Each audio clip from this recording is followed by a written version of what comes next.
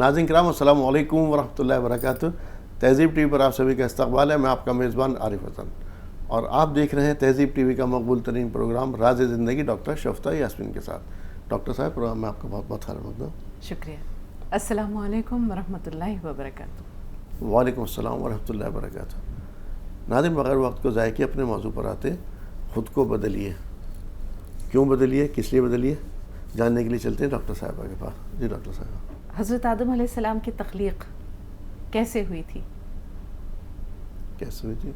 مٹی سے ہوئی. جی. اللہ تعالیٰ نے حضرت جبرائیل علیہ السلام سے کہا کہ جاؤ اور روئے ارض کے مختلف مقامات سے مٹی لے کر آؤ. حضرت جبرائیل علیہ السلام الگ الگ مقامات سے مٹی لے کر آئے اور یہ مٹی کی خاصیت یہ تھی کہ یہ نت نئی تبدیلیوں کو قبول کرنے کا اس میں خاصیت تھی, یہ جوہر رکھتی تھی. جب اس مٹی سے آدم کی تخلیق ہوئی ہے تو آدم علیہ السلام کے اندر یا اولاد آدم کے اندر بھی یہ خوبی ہے کہ وہ ماحول کا, صحبت کا, حالات کا, فطرت کا, زمانے کے سرد و گرم کا اثر قبول کرتی ہے. اب یہ اثر پذیری دو طرح سے ہوتی ہے کہ یا تو یہ اثر جو ہے وہ منفی ہوتا ہے یا یہ مثبت ہوتا ہے. اگر مثبت اثرات کو قبول کرتا ہے تو ہم دیکھتے ہیں کہ اس کی شخصیت جو ہے یہ ایک اچھے سانچے میں ڈھلتی ہے. جی. منفی اثرات قبول کرنے کے نتیجے میں کیا ہوتا ہے کہ ایک بہتر انسان جو ہوتا ہے وہ بھی بدتر ہو جاتا ہے. اب سوال یہ ہے کہ ہم خود کو کیوں بدلیں؟ ہاں یہ تھا سوال یہ پیدا ہوتا ہے کہ ہم خود کو کیوں بدلیں؟ کیونکہ ہر انسان کا ایک خمیر ہے. اللہ تعالیٰ نے ہر انسان کے اندر ایک جوہر رکھا ہے, ہر انسان کا ایک خمیر ہے. کسی انسان کے اندر آپ نے دیکھا ہوگا جب ہم حکمت کی بات کرتے ہیں تو حکماء اکثر بہت سارے سوالات پوچھتے ہیں. وہ دریافت کرنا چاہتے ہیں کہ یہ جو اخلاق ہیں, ہر انسان کے اندر کچھ اخلاق ہوتے ہیں, وہ جس کو صفرا, سودا, خشک, تر, نہ جانے کیا کیا نام دیتے ہیں. تو یہ جو انسان ہے ہر انسان کے اندر یہ اخلاق دوسرے سے مختلف ہوتے ہیں. اسی کے نتیجے میں کوئی انسان جو ہے بہت غصے کا تیز ہوتا ہے, کوئی نرم مزاج ہوتا ہے, کوئی ایک دم سرد ہوتا ہے برف جیسا جس پہ کوئی اثر ہی نہیں ہوتا, کوئی ہر پل پارا صفت ہوتا ہے, جلد باز ہوتا ہے, کوئی ایسا کاہل الوجود ہوتا ہے کہ اگر حضرت اسرافیل علیہ السلام اس کے آ کے سور بھی بجا دیں, پھونک دیں تو اس پر کوئی فرق پڑنے والا نہیں ہے, وہ وہیں کا وہیں رہے گا. تو یہ جو ہے یہ انسان کی فطرت ہے اور ہر انسان فطرت کے اعتبار سے دوسرے انسان سے مختلف ہے. اب سوال یہ پیدا ہوتا ہے کہ ہم خود کو کیوں بدلیں؟ کبھی کبھی ایسا ہوتا ہے کہ انسان کو بدلنا ہی پڑتا ہے. کیوں؟ دیکھیے, وقت رہتے جو بدل گیا سمجھیے وہ سنبھل گیا, اور جو نہیں بدلتا پھر وقت کے کوڑے اس کو مار مار کر جو ہے وہ تازیانے اس کو بدل دیتے ہیں. زندگی ایک سی تو نہیں رہتی. زندگی ہماری ماں کے بطن سے جنم لینے سے موت کی گود میں ایک جیسی زندگی کسی کی نہیں ہوتی ہے. کمپرومائزز ہوتے ہیں, سمجھوتے کرنے پڑتے ہیں, کبھی دوسروں کی بات رکھنی پڑتی ہے, کبھی اپنی منمانی پڑتی ہے, کبھی ہارنا پڑتا ہے اور کبھی ہار کر جیتنا پڑتا ہے. یا آپ یہ دیکھیں, آپ نے چیتے کو جمپ کرتے ہوئے دیکھا ہے؟ جی. کیسے کرتا ہے؟ کیسے جمپ؟ چیتے کو آپ نے کبھی جمپ کرتے دیکھا ہوگا تو ٹی وی میں دیکھا ہوگا, وہ لمبی چھلانگ لگانے کے لیے 10 قدم پیچھے جاتا ہے, جست بھرتا ہے, اس کے بعد 10 قدم پیچھے جا کر کے پوری تیزی سے دوڑتا ہوا اور پھر لمبی چھلانگ لگاتا ہے.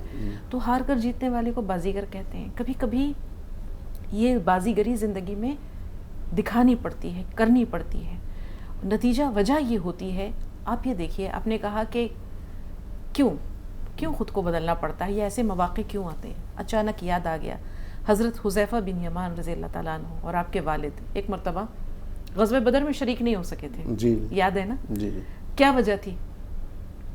مشرکین کے ہتھے چڑھ گئے تھے. جی. مشرکین کے ہتھے چڑھ گئے تھے, ان کی قید میں تھے. جی. اب غزوہ بدر میں وہ شریک نہیں ہوئے. رسول پاک صلی اللہ علیہ وسلم کے پاس آئے اور اپنا افسوس تو ظاہر کیا ہی, کہا ہم سے ایک گناہ ہو گیا. رسول پاک صلی اللہ علیہ وسلم نے پوچھا کیا ہوا؟ کہا کہ ہم جن کے پاس قید تھے انہوں نے ہم سے کہا کہ ہم تمہیں جان سے مار دیں گے ورنہ نعوذ باللہ رسول پاک صلی اللہ علیہ وسلم کی شان میں کچھ نازیبا کلمات کہو, گستاخی کرو, کفریہ جملے کہو. تو ہم نے کہہ دی, یہ بات ہم نے زبان سے ادا کر دی, لیکن ہم نے جان بوجھ کر یہ نہیں کہا تھا, صرف جان بچانے کی خاطر. تو رسول پاک صلی اللہ علیہ وسلم نے کہا کہ ایسے موقع پر تم دائرہ ایمان سے خارج نہیں ہوئے ہو, کلمہ پڑھو، دوبارہ مسلمان ہو جاؤ، دوبارہ دائرہ اسلام میں داخل ہو جاؤ. تو آپ یہ دیکھیے کہ کیوں انہوں نے کیا. اس وقت وہ مجبوری تھی. تو یہ نہیں کہ انہوں نے خود کو بدلا، وقتی طور پر سمجھوتا کیا، وقتی طور پر انہوں نے سمجھوتا کیا. تو ایسے سمجھوتے زندگی میں آتے ہیں. کبھی کبھی ہمیں رشتوں کو بچانے کے لیے، کبھی ہمیں اپنی نوکری کو بچانے کے لیے، کبھی ہمیں اپنے ازدواجی زندگی کو بچانے کے لیے کسی فرد واحد کو تو قربانی دینی پڑتی ہے. اب وہ چاہے انا کی قربانی ہو، چاہے وہ اپنی عزت نفس کی قربانی ہو، چاہے وہ کسی بھی طرح کا کمپرومائز ہو، لیکن کرنا پڑتا ہے. ایک انسان اگر یہ ٹھان لے کہ مجھے خود کو نہیں بدلنا ہے، تو پھر نہ وہ انسان بہت زیادہ ترقی کر سکتا ہے، نہ وہ اپنے رشتے سنبھال سکتا ہے. کہتے ہیں نا کہ اب ایک انسان کمپرومائز کرتا چلا جاتا ہے، وہ بھی غلط کرتا ہے. وہ بھی آپ نے کہا نا زندگی بیلنس کا نام ہے، توازن کا نام ہے. بہت خوبصورت بات ہے کہ کسی نے کہا کہ چائے کے ساتھ بسکٹ نے مجھے یہ تو سمجھایا کہ بہت زیادہ ڈوبو گے تو گھل جاؤ گے، گھل کر ختم ہو جاؤ گے. تو نہ اتنے سخت بنو کہ توڑ دیے جاؤ، نہ اتنے نرم ہو کہ نچوڑ لیے جاؤ. ایک توازن ہونا چاہیے، ایک بیلنس ہونا چاہیے. اب جیسے شروع میں آپ نے کہا تھا کہ فلیکسیبلٹی، لچک، رویوں میں لچک بہت ضروری ہے. کبھی آپ نے مان لی، کبھی آپ نے منوا لی. تو منوانے کے لیے آپ کو پہلے کبھی کسی کی بات ماننی بھی پڑے گی. بنا مانے آپ منوانے کا حق نہیں رکھتے. صحیح بات ہے. جیسے بھی آپ نے کہا کہ کسی بات کے لیے اگر آپ کو 2 قدم پیچھے بھی ہٹنا پڑے کوئی بات نہیں ہے، لیکن آپ کے ذہن میں اپنا ٹارگیٹ ہونا چاہیے. ٹارگیٹس جو آپ اچیو کرنا ہے آپ کو، ٹارگیٹ آپ کے ذہن میں 2 قدم پیچھے ہٹنا کوئی بری بات نہیں ہے. ابھی آپ نے کہا کہ جسے منوانے کے لیے یا کسی کے رشتوں کے اندر آپ کو اگر لچک نہیں دکھائیں گے، یقینی طور پر جس کے اندر لچک نہیں ہوتی پھر وہ ٹوٹ جاتا ہے. اور ٹوٹا ہوا انسان پھر اس کی کوئی قدر نہیں ہوتی جب انسان ٹوٹ جاتا ہے اس طرح سے. لیکن جیسے ابھی آپ نے کہا خود کو بدلیے. اگر ہم کسی کام کو کوئی بھی کر رہے ہیں تو کہیں نہ کہیں ہمارے دماغ میں کوئی بھی چیز ایک پلان ہوتا ہے کسی چیز کے لیے. پلان اے ہوتا ہے، پلان بی ہوتا ہے، پلان سی ہوتا ہے، پلان ڈی ہوتے ہیں. اسپورٹس کے اندر ہے، کوئی بھی جب ٹیم کبھی اترتی ہے تو اس کے دماغ میں بھی وہ کئی سارے پلان لے کر کے اترتی ہے اپنی کامیابی کے لیے. 1 2 حکمت عملی اسی کو تو کہتے ہیں کہ کس وقت کون سا حربہ اپنانا ہے، کس وقت کون سی چال. آپ یہ دیکھیے جو عمراء اور وزراء تھے یہ شطرنج کیوں کھیلا کرتے تھے؟ جی یہ دماغ کی بہترین ایکسرسائز ہے. یہ انسان کی سوچنے اور سمجھنے کی صلاحیت ہو جس طرح مہمیز کرتا ہے شطرنج کا کھیل. اسی لیے اسے نوابوں اور بادشاہوں کا کھیل کہا جاتا ہے. یہ زندگی بھی جو ہے نا یہ شطرنج کی بساط ہے. ہمیں کون سا فیصلہ کب کرنا ہے، کیسے کرنا ہے، کس کے ذریعے کرنا ہے اور کس طرح اپنے منزل تک پہنچنا ہے. کبھی کبھی آپ نے دیکھا ہوگا کہ مائیں نہ چاہتے ہوئے بھی اپنے بچوں کی بات مان لیتی ہیں. پتہ ہے کہ میرا بیٹا جو ضد کر رہا ہے، جس لڑکی سے شادی کرنا چاہ رہا ہے، وہ لڑکی اس کے نہ جوڑ کی ہے اور نہ یہ رشتہ چلے گا، لیکن وہ حامی اس لیے بھر لیتی ہے کہ اگر میں اجازت نہیں دوں گی تو یہ اپنی مرضی سے شادی کرے گا اور اس کو لے کر چلا جائے گا. تو پھر میرے پاس نہ بیٹا ہوگا نہ بہو ہوگی، میں تو تہی دامن رہ گئی. بیٹی ہے، اس نے کسی انسان کو منتخب کر لیا ہے، ماں سے کہتی ہے پتہ ہے کہ یہ لڑکا جو ہے نکما ہے، ناکارہ ہے، یہ اس کے لائق نہیں ہے، نہ رشتہ برادری جو خاندان ہے وہ ہم پلہ ہے. لیکن وہ بات ماننے کے لیے اس لیے تیار ہو جاتی ہے کہ کل کوئی لڑکی بھاگ کر شادی کر لے گی تو خاندان اور برادری کو منہ دکھانے کے لائق نہیں رہیں گے، ناک کٹ جائے گی. تو یہ جو چیز ہے، یہ فیصلہ سازی، وقت بر وقت صحیح فیصلہ کرنا اور یہ دیکھتے رہنا کہ اس میں کیا فائدہ ہے، کیا نقصان ہے، اس کا نتیجہ کیا ہوگا. ایک ہوتا ہے کہ وقتی نقصان اور ایک ہوتا ہے دائمی نقصان، ہمیشہ کے لیے ہار جانا. تو ہمیشہ کے لیے ہار جانے سے اچھا ہے کہ ہم تھوڑی دیر کے لیے اپنی مات قبول کر لیں اور پھر پائیدار جیت حاصل کر لیں.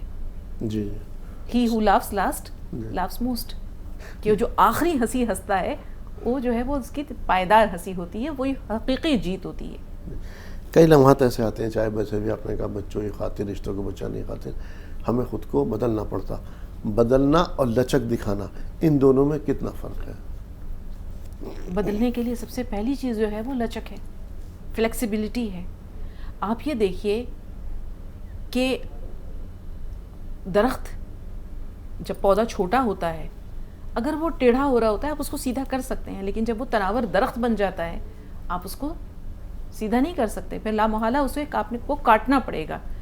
اگر وہ ٹیڑھا ہو رہا ہے، اس کی شاخیں کہیں اور جا رہی ہیں، اگر وقت رہتے آپ نے اس کو سیدھا کر لیا ہوتا دیوار کو، پہلی اینٹ اگر کج ہے جی جی تو وہ پوری دیوار جو ہے وہ کج جائے گی، ٹیڑھی جائے گی سریا تک.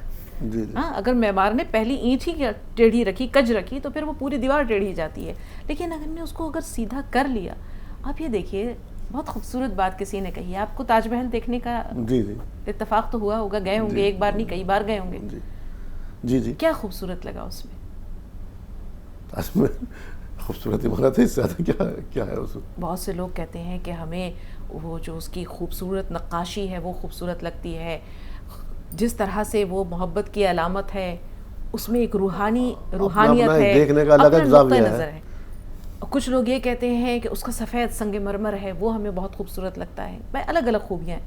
لیکن آپ یہ دیکھیے کہ وہ پورے تاج محل کے اندر خوبصورتی کہاں ہے، یا وہ چیز جس نے اس تاج محل کو سنبھال رکھا ہے وہ اس کا فاؤنڈیشن سٹون ہے، نیو کا پتھر ہے، وہ دکھائی نہیں دیتا ہے لیکن اساس تو وہی ہے نا. اگر وہ اساس نہیں ہوتی تو اتنی خوبصورت عمارت کھڑی ہوتی. اسی طرح خود کو بدلنے کے لیے جو انسان کے اندر ایک جوہر ہے نا، جو اللہ تعالیٰ نے ایک اس کے اندر خمیر میں خوبیاں رکھی ہیں، خصوصیات رکھی ہیں، انسان کو چاہیے کہ خود کو وہ تراشتا رہے. ایک ہیرے کو بھی تراش خراش کی ضرورت ہوتی ہے، ایک پتھر کو بھی. آپ یہ دیکھیں نا، ایک مجسمہ جب ہم بناتے ہیں تو وہ پتھر ہی تو ہوتا ہے، پتھر کا ایک چٹان کا ٹکڑا ہوتا ہے. خوبصورتی کدھر ہوتی ہے اس مجسمے میں؟ تب آتی ہے نہ چھینی میں ہوتی ہے نہ ہتھوڑی میں ہوتی ہے، بنانے والے کی نظر میں اور اس کی سوچ میں ہوتی ہے. تو یہ جو انسان بھی اپنی شخصیت کو تراشتا ہے یا خود کو بدتر سے بہتر بنانے کے لیے کوشش کرتا ہے، تو اس کے اندر اس کی اپنی سوچ سمجھ، اپنی قوت فیصلہ، قوت ارادی اور اپنے جوہر کی تلاش. اپنی جوہر، ہر انسان کے اندر ایک جوہر ہے، یا وہ اچھا ہے یا وہ خیر ہے یا وہ شر ہے یا وہ نیک ہے یا وہ بد ہے. جتنا اس کو آپ چمکاتے جائیں گے اتنا زیادہ اس میں تابانی آئے گی، اتنی زیادہ اس میں خوبیاں آئیں گی. آپ یہ دیکھیے کہ یہ مراقبہ کیوں ہوتا ہے. یہ مراقبہ ایک طرح کا جو میڈیٹیشن ہے، یہ کیوں ہوتا ہے کہ اس میں انسان اپنے من کے اندر ڈوب کر پاتا ہے سراغ زندگی. من کے اندر ڈوب کر پاتا ہے سراغ زندگی. تو من کے اندر ڈوبے ہی نہیں تو جب زندگی کا سراغ پائے ہی نہیں، پھر یہ زندگی کو کیا کریں گے ہم؟ یا یہ جو زندگی ہے نہ یہ بدتر ہے نہ یہ بہتر ہے، یہ تو بس کھایا پیا سوئے زندگی گزار دی. کیا اسی کے لیے انسان دنیا میں آیا ہے؟ پھر ہم میں اور جانوروں میں فرق کیا ہے؟ صحیح بات ہے. پتھروں کو تراشنے کے بعد ہی وہ پھر خدا بنتے ہیں یا بت بنتے ہیں. خوبصورتی ان کی تراشنے کے بعد ہی نکل کر کے آتی ہے. لیکن ایک اور طرف کچھ لوگوں کے اندر ایک عادت ہوتی ہے، چاہے میں غلط ہوں تو ابھی میں صحیح ہوں. یہ انانیت ہے نا. یہ انانیت. تو اپنی غلطی کو مان لینا اور غلطی کو ایکسیپٹ کرنے کے بعد اپنے آپ کو بدلنے کا ہنر ہر کسی کو نہیں آتا. یہی وہ لوگ ہوتے ہیں جو غیر معمولی ہوتے ہیں. معمولی اور غیر معمولی میں یہی فرق ہے کہ وہ انسان جو اپنی غلطیوں کو ریئلائز کرے، اس پر ندامت اور پشیمانی کا اظہار کرے، اور پھر خود کو اپنی اصلاح کی کوشش کرے، بہتر بنانے کی کوشش کرے، اور پھر اس مقام پر پہنچے کہ جہاں اس کی مثال دی جائے، جہاں اس کی مثال دی جائے. تاریخ ایسے لوگوں کے سے بھری پڑی ہے. آپ یہ دیکھیں محمود اور ایاز کی زندگی آپ کے سامنے ہے. ایاز کیا تھا؟ ایک معمولی چرواہا تھا. جی جی جی. ایک غلام بنا کر فروخت کیا لوگوں نے اسے. جی جی. لیکن محمود کے پاس ایک جوہری کی نظر تھی. ایاز کے اندر ایک ہیرے کی خوبیاں تھیں. اس نے پرکھا اور اس نے خود کو منوایا. کوئلے اور ہیرے میں یہی فرق ہے نا. بدلتے تو یہ دونوں ہیں. جی جی جی. دونوں. کوئلہ جو ہے وہ خود کو بدلنے پر تیار نہیں ہوتا، خاک ہو جاتا ہے. اگر وہی کوئلہ ایک گرمی کا جو پریشر ہوتا ہے، دباؤ ہوتا ہے، اس کو سہتا ہے تو پھر وہ کوہ نور بنتا ہے. تو بات یہ ہے کہ وہ بدلنے پر تیار ہوا، سختیاں جھیلنے پر تیار ہوا، اور اس نے کہا میں نہیں بدلوں گا. یہ کوئلہ رہا جس نے کہ ہاتھ بھی گندے کیے اور دامن بھی گندا کیا، اور وہ کسی کے تاج کی زینت بنا. تو پھر بات یہ ہے کہ بدلنے پر تیار ہونا. اور دوسری بات، جیسے آپ نے کہا کہ کوئی بدلنے پر تیار نہیں ہوتا، وہ کہتا ہے کہ میں غلط ہو ہی نہیں سکتا. تو پھر فرعون کی مثال بھی آپ کے سامنے ہے، نمرود کی مثال بھی آپ کے سامنے ہے، اور حامان کی مثال بھی آپ کے سامنے ہے، ابلیس لعین کی مثال بھی آپ کے سامنے ہے. جانتا تھا. اب بڑی خوبصورت بات اس نے کہی. آپ یہ دیکھیے کہ کہنے والے بھی کیا کیا بات کہتے ہیں کہ وہ تو اس نے تو عشق کا وہ سبق دیا ہے. اس نے کہا کہ اللہ نے کہا کہ آدم کو سجدہ کرو, اس نے کہا نہیں کروں گا. اللہ نے کہا راندہ درگاہ بنا دیا. لیکن لوگ یہ کہتے ہیں کہ اس نے تو اللہ تعالیٰ کے عشق میں کسی اور کو ماننے سے انکار ہی کر دیا کہ میری محبت اور میرے نزدیک سجدہ اگر کسی کو جائز ہے تو اے اللہ تیری ذات ہے, اس کے سامنے میں نہیں جانتا. تو اللہ نے کہا کہ تم نے یہ تعویل تو دے دی کہ میں آدم کو سجدہ نہیں کروں گا, میں تیرے سوا کسی کو سجدے کے لائق نہیں سمجھتا, لیکن تو یہ بھول گیا کہ حکم کون دے رہا تھا, حکم کون دے رہا تھا. اب ایک بار یہ سوچئے نا کہ محمود غزنوی نے, اس کے لوگ کان بھرتے رہتے تھے ایاز کے خلاف, محبت جو تھی وہ کھٹکتی تھی, برداشت نہیں ہوتی تھی. تو محمود یہ باتیں سنتا تھا. اس نے ایک دن کہا کہ ٹھیک ہے میں بتاؤں گا تمہیں. ایک بڑا نایاب سا ہیرا آیا اس کے پاس, قیمتی. اس نے ایک ہتھوڑا منگوایا وزنی اور اپنے تمام وزراء کو بلایا. ایاز بھی جو ہے وہ سخت مصاحبت میں داخل ہو چکا تھا. پہلے وزیر کو دیا اور کہا کہ لو اسے توڑو. اب اس نے ایک ہیرا دیکھا کہ یہ تو بڑا قیمتی ہے, کہیں یہ میرے ذہانت کا امتحان تو نہیں لے رہے. اس نے کہا کہ بادشاہ سلامت, یہ ہیرا بہت قیمتی ہے, پھر نہیں ملے گا, ذرا ایک بار سوچ لیجئے. ٹھیک ہے. دوسرے وزیر کو دیا. اس نے کہا کہ اچھا پہلے والے نے نہیں توڑا, میں توڑ کے پاگل ہوں کیا کہ اپنی ناک کٹواؤں, کہ میں عقل سے پیدل ہوں؟ نہیں میں بھی نہیں توڑتا. اس نے کہا بادشاہ سلامت, میرا خیال ہے کہ یہ توڑنے کے لائق نہیں ہے, اس کو آپ محفوظ کر لیجئے, اپنے خزانے میں داخل کر لیجئے. اچھا ٹھیک ہے. تیسرے کو دیا, اس نے بھی اسی طرح کا کوئی بہانہ بنایا. چوتھے کو ہوتے ہوتے ہوتے ہوتے ایاز کے پاس پہنچا. سلطان محمود غزنوی نے کہا ایاز ہیرا توڑ ڈالو. اس نے اٹھایا وہ ہتھوڑا, دے مارا ہیرے پر, وہ چکنا چور.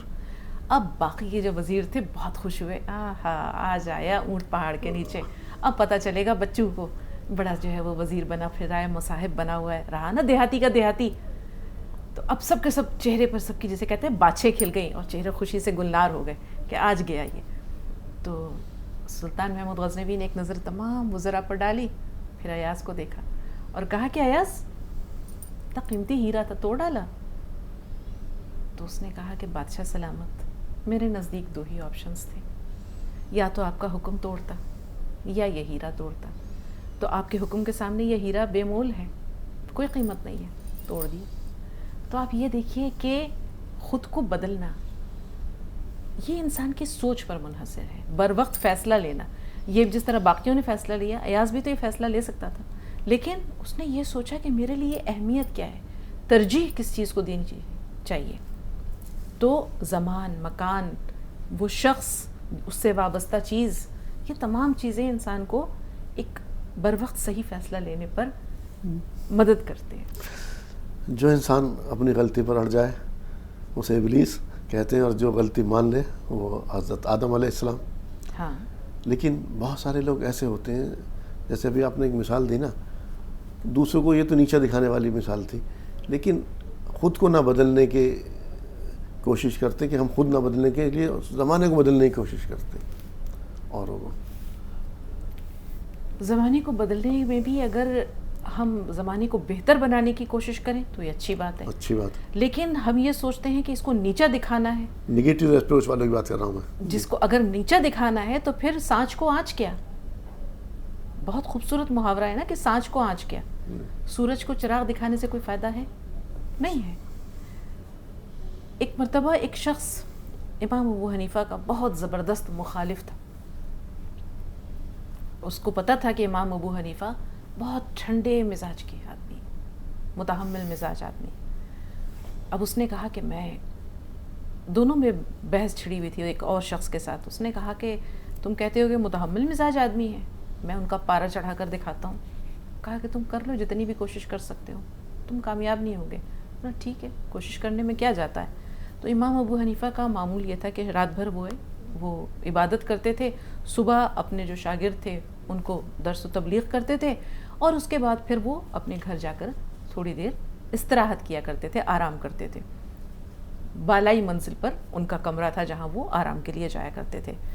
اب اس شخص نے جو ان کو پرووک کرنے کے لیے, ان کو بھڑکانے کے لیے یا ان کو اشتعال دلانے کے لیے تلا ہوا تھا, اس نے دیکھا کہ امام صاحب جا رہے ہیں گھر کی طرف, سیڑھیاں چڑھ رہے ہیں اور اپنے اس کمرے کی طرف جا رہے ہیں جہاں جا کر وہ تھوڑی دیر آرام کریں گے.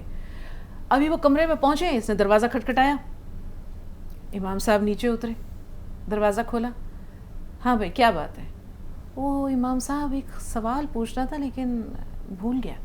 اچھا ٹھیک ہے کوئی بات نہیں, یاد آ جائے تو آ جانا. ابھی وہ پھر اوپر گئے, کمرے کے اندر داخل ہی ہوئے, پھر دروازہ کھٹکھٹایا کسی نے, پھر بیچارے نیچے اترے. ہاں بھائی کیا بات ہے؟ وہ دیکھیے یاد آ گیا. اوہو یاد تو آیا تھا آپ کو دیکھتے ہی پھر بھول گیا. اچھا کوئی بات نہیں میرے بھائی, اطمینان سے سوچو, یاد آ جائے تو مجھے بتانا, پوچھ لینا. ابھی پھر وہ اوپر گئے, اتنی دیر میں اس شخص نے پھر دروازہ کھٹکھٹایا. امام صاحب نیچے آئے تو اس نے کہا کہ یہ تو بتائیے کہ انسان کا جو فضلہ ہوتا ہے, انسان کا جو پخانہ ہوتا ہے, وہ کڑوا ہوتا ہے یا میٹھا ہوتا ہے؟ تو اب دیکھیے کہ ایک انسان تھکا ہوا ہے, اس کو 2 بار تنگ کر چکے ہیں, اور سوال کتنا بیہودہ کر رہا ہے, لیکن پرووک کرنا تھا نا, اشتعال دلانا تھا.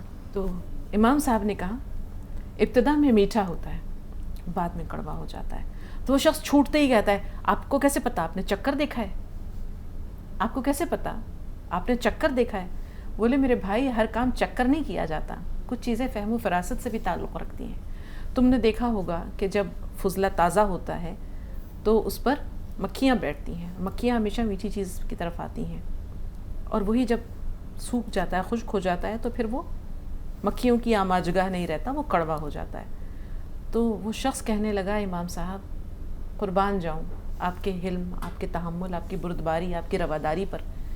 میں نے شرط لگائی تھی کہ میں آپ کو غصہ دلا کر رہوں گا, آپ کو اشتعال دلا کر رہوں گا, لیکن آپ اتنے ٹھنڈے مزاج کے آدمی ہیں کہ آپ کو بال برابر بھی کوئی فرق نہیں پڑا, رتی بھر بھی آپ کو غصہ نہیں آیا. تو میں معافی چاہتا ہوں آپ سے, اور یہ صرف آپ کی آزمائش کا ایک طریقہ تھا. کسی نے برف سے پوچھا کہ تم اتنی ٹھنڈی کیسے رہ لیتی ہو؟ برف نے کہا کہ کرنا کیا ہے, سوچنا کیا ہے اس میں, میرا جو ماضی ہے وہ بھی پانی, میرا مستقبل وہ بھی پانی, تو پھر اکڑ اور غرور کس بات کی؟ جی صحیح کہا ڈاکٹر صاحبہ نے. جیسے برف نے کہا کہ میرا ماضی اور مستقبل پانی, ہمارا بھی ماضی اور مستقبل جو ہمیں دکھائی دے رہا ہے وہ مٹی ہے. پھر اکڑ کس بات کی؟ بدلیے. جو لوگ اپنے اندر لچک پیدا نہیں کرتے وہ ٹوٹ جاتے ہیں. یقینی طور پر کبھی کبھی زندگی کے اندر رشتوں کو بچانے کے سمجھوتا بھی کرنا پڑتا ہے. تھوڑا سا اپنی اکڑ کو, اپنی انا کو تھوڑا سا پیچھے ہٹیے 2 قدم. جیسے ڈاکٹر صاحبہ نے چیتے کی مثال دی تھی کہ جب وہ شکار پر ہوتا ہے تو کسی وجہ سے اپنے آپ کو 2 قدم پیچھے یا 10 قدم پیچھے کھینچ لیتا. تو اگر آپ کو پیچھے بھی ہٹنا پڑے, زندگی کو بچانا پڑتے, دیکھیے اس وقت مقدم کیا ہے, کس چیز کو بچانا ہے, کس چیز کو رکھنا ہے. لیکن یقینی طور پر اگر آپ اس کو عادت بنا لیں گے ہمیشہ پیچھے ہٹنے کی یا ہمیشہ سمجھوتا کرنے کی, تو پھر وہی ہوگا جیسے ڈاکٹر صاحبہ نے کہا کہ بسکٹ جو ہے وہ چائے کے اندر زیادہ ڈبو دیا تو گھل جائے گا. ڈاکٹر صاحبہ پروگرام میں شمولیت کے لیے آپ کا تہہ دل سے شکریہ. تو ناظرین, راز زندگی میں آج اتنا ہی. اسی کے ساتھ اپنے میزبان کو دیجیے اجازت. السلام علیکم ورحمۃ اللہ وبرکاتہ.